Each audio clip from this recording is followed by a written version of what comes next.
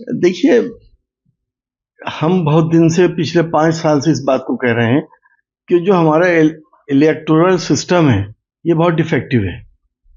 EVM पे हमें भरोसा नहीं है और जो हमने प्रपोजल दिया था जब मैं पार्लियामेंट में था कि वीवीपैट की पर्ची वोटर के हाथ में आए और बराबर में रखे हुए बैलेट बॉक्स में पड़े और ईवीएम भी गिनी जाए, 100% वो बैलेट बॉक्स भी गिने जाए, एक उसमें पारदर्शिता होती, ट्रांसपेरेंसी होती, तो सारे शक व शुबहत दूर हो जाते।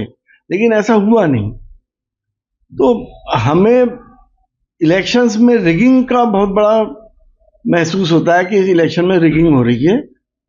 सेट कर लेते हैं कि हमें बड़ी स्टेट, जैसे आपने देखा महाराष्ट्र में किसी ने नहीं सोचा था कि इस तरह का रिजल्ट आएगा कि वो 200 से ऊपर सीट लेके जाएंगे और महाअगाड़ी सिर्फ 50 पे रह जाएंगे। ये तो किसी ने सोचा ही नहीं था।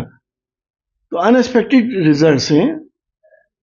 झारखंड, क्योंकि जहां तक बात है, क्योंकि छोटी स्टेट है, उस पर उन्होंने ऐसा कुछ नहीं करा, तो वो ईमानदारी से हो गया, तो वहां पे अपोजिशन के लोग जीत गए। तो दोष ईवीएम का है इसमें? बहुत सी चीजें हैं इसमें। देखिए, ईवीएम भी होती है, एडमिनिस्ट्रेशन भी होता है और पुलिस भी होती है कि वो किसको वोट कास्ट करने दे रही है, नहीं दे रही है, किसको हड़का रही है। अब सीधे साधे वोटर होते हैं, एक बार आया फिर घर चले गए, फिर दोबारा नहीं आते वो वोट डालने। पुलिस को ये अधिकार नहीं होता कि वो किसी की आईडी चेक करे या लोगों को घर वापस लौटा दे। हाँ, पुलिस इसलिए होती है कि कहीं लॉ एंड ऑर्डर की समस्या है तो उसको वो संभाले। लेकिन ऐसा देखा नहीं गया। पुलिस पूरी तरह से इन्वॉल्व रही पूरे इलेक्शन में। सारे आश्वासन जो इलेक्शन कमीशन की पर्यवेक्षक आई थी मुरादाबाद के अंदर, उन्होंने भी दिए थे, लेकिन वो फॉलो नहीं हो सके। तो हम कैसे यकीन कर लें इस सिस्टम को? आज के दौर में जहां हर चीज ई बैंकिंग हो रही है, राशन बट रहा है तो व्हाट्सएप से और उनका बायोमेट्रिक सिस्टम से बट रहा है, तो वोट क्यों नहीं पड़ सकता? ई वोटिंग भी तो हो सकती है। आदमी जाए, अपना मिलान करे, या मिलान करने के बाद अपना वोट कास्ट कर दे। उसमें ना तो फेक वोट पड़ेगा और ना ही कोई बेईमानी के चांसेस हैं। जिस आदमी को बायोमेट्रिक सिस्टम बताएगा ये सही है तो सही है। तो हमारे यहाँ बहुत डिफेक्टिव सिस्टम है और इसे हम सबको, अगर अपना लोकतंत्र बचाना है, तो इस सिस्टम को चेंज करना पड़ेगा। योजनाएं तो बहुत जगह थी, वहां तो क्यों नहीं हुई प्रभावित? योजनाएं तो झारखंड में भी थी, सीसामाऊ में भी थी, करहल में भी थी, वहां तो नहीं हुई। देखिए, मैंने आपसे कहा ना कि प्रशासन का गलत इस्तेमाल, पुलिस का गलत इस्तेमाल।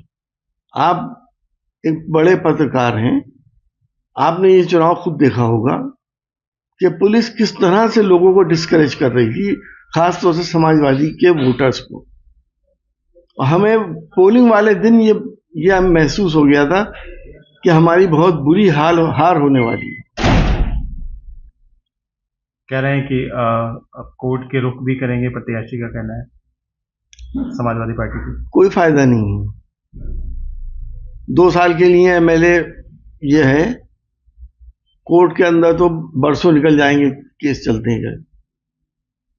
उत्तर प्रदेश के उपचुनाव की बात करें, उत्तर प्रदेश के उपचुनाव में 7 बीजेपी के खाते में गई है। देखिए, ये चुनाव वैसे भी जो रूलिंग पार्टी होती है उसका होता है, किसी को बुरा लगे या अच्छा लगे, लेकिन उसमें रूलिंग पार्टी के दबाव में सारा एडमिनिस्ट्रेशन होता है।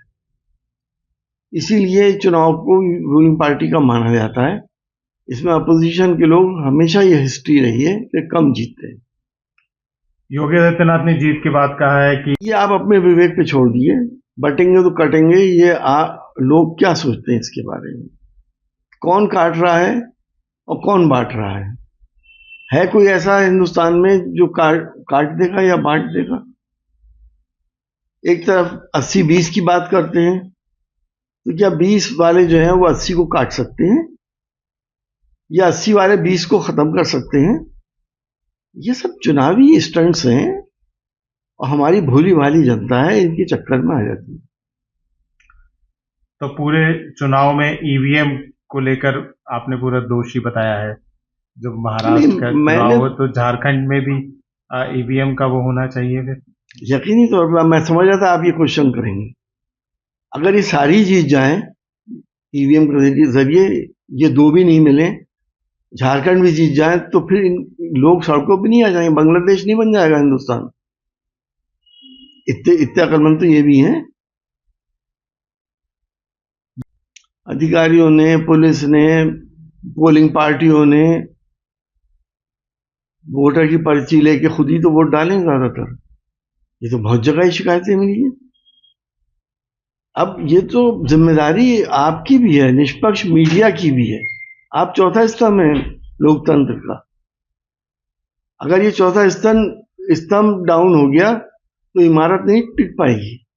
अगर आप ये वीडियो YouTube पर देख रहे हैं तो हमारे चैनल को सब्सक्राइब करें और बेल आइकन को दबाना ना भूलें। अगर आप Facebook पर ये वीडियो देख रहे हैं तो हमारे पेज को लाइक करें।